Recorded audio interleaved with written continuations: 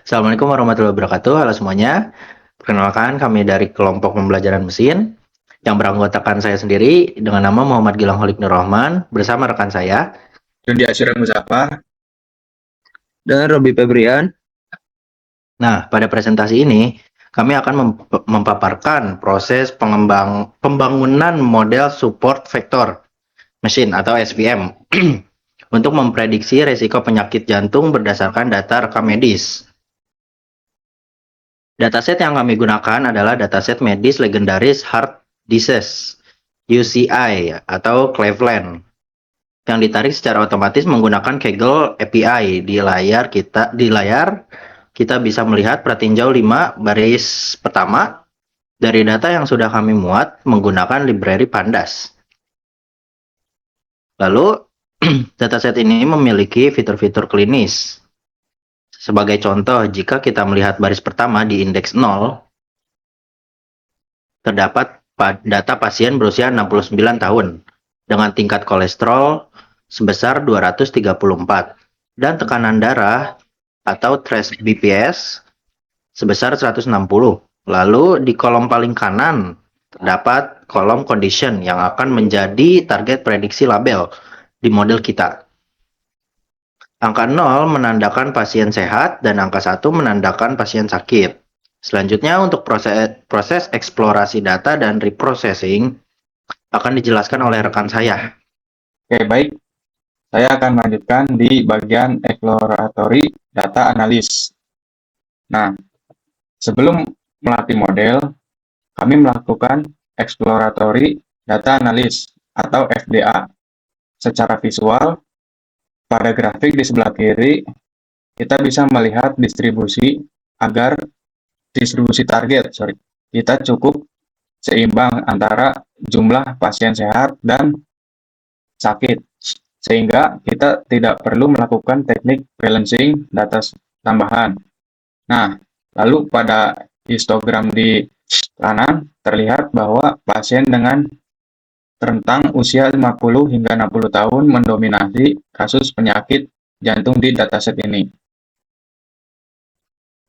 Nah, langkah selanjutnya adalah data pre-processing. Kami membagi dataset dengan rasio 80%. Data trainingnya 20% untuk data testing. Nah, seperti yang terlihat pada output di layar, pembagian ini menghasilkan 237 baris data training yang akan dipelajari oleh model dan 60 baris data testing untuk evaluasi akhir. Nah, satu hal yang paling krusial di tahap ini adalah proses scaling, karena algoritma SVM menghitung margin berdasarkan jarak matematis antar titik data. Kami menggunakan standar scaler. Fungsi ini memastikan bahwa semua fitur medis dilakukan secara adil. Jika tidak di-scaling, fitur yang angkanya besar seperti kolesterol tidak akan seimbang.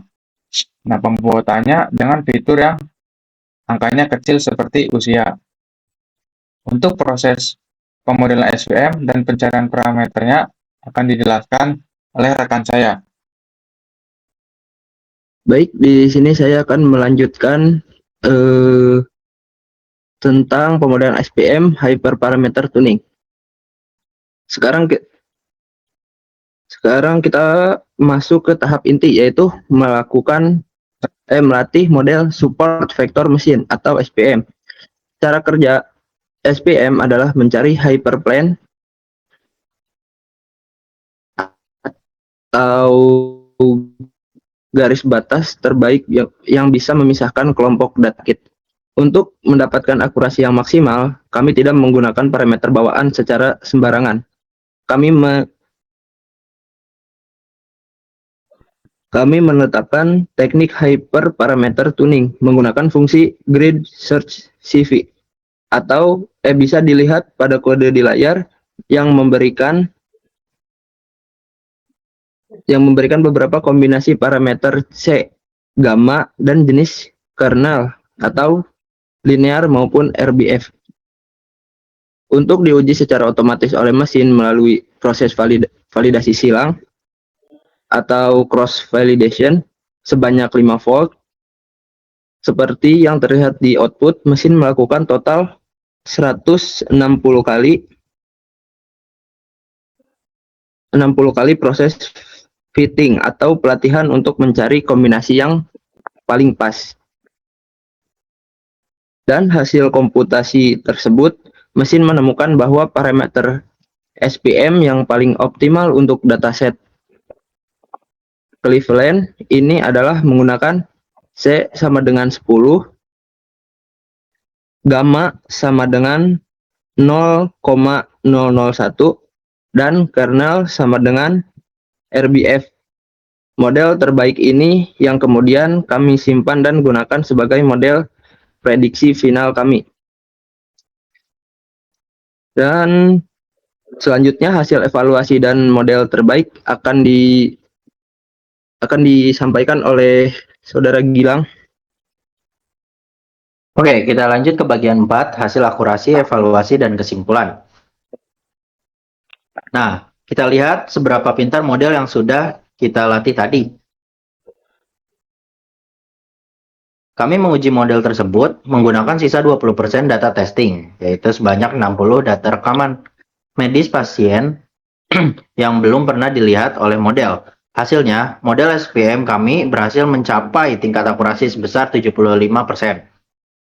Untuk membedah akurasi tersebut secara lebih transparan, mari kita lihat confusion matrix berwarna biru di layar. Ya, seperti yang sudah dilihat. Angka di garis diagonal mempresentasikan tebakan model kami yang tepat. Model berhasil menebak 24 pasien sehat dengan benar di kiri atas. Dan berhasil mendeteksi 21 pasien sakit jantung dengan tepat di kanan bawah. Tentu saja masih ada sedikit kesalahan klasifikasi, yaitu 8 false positif dan 7 false negatif.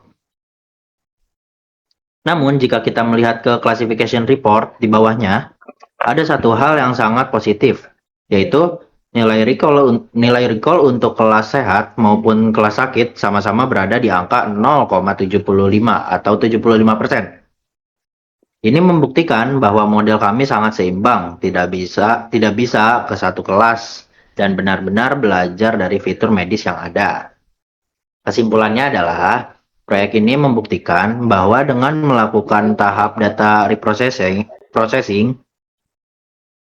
yang tepat, terutama proses scaling, serta pencarian parameter yang optimal, algoritma support vector mesin atau SVM mampu menghasilkan tingkat prediksi yang solid. Model ini sangat potensial untuk dikembangkan lebih lanjut sebagai fondasi sistem deteksi dini resiko penyakit jantung. Demikian presentasi dari kelompok kami. Terima kasih atas waktu dan perhatiannya. Wassalamualaikum warahmatullahi wabarakatuh. Waalaikumsalam.